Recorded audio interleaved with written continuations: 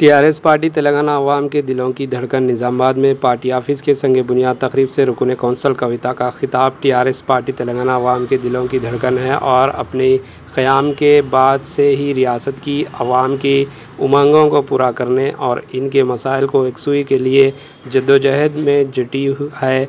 इन ख़यालात का इजहार तेलंगाना कानून साज कौंसल कल्वाकुंट्ला कविता ने निज़ामाबाद में पार्टी ऑफिस की संग बुनियाद तकरीब से खिताब करते हुए किया।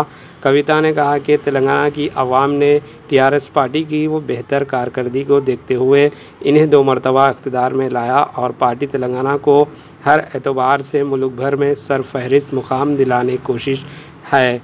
इन्होंने कहा कि रियासत के तमाम अजला में टीआरएस दफ्तर कायम किए जा रहे हैं। पार्टी दफ्तर के अमला और कारकुनों को इंश्योरेंस और कई दीगर सहूलतें फराहम की जा रही है।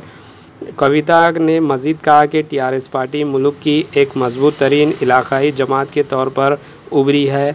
कविता ने निज़ामाबाद कैंप ऑफिस पर अपने हलक़े की आवाम से मुलाकात करते हुए इनके मसाइल से वाकिफ़ियत हासिल की और इनकी आजिलाना यकसुई का तवक्कुन दिया। इस दौरे पर कविता के हमरा कारपोरेटर्स व दीगर भी मौजूद थे।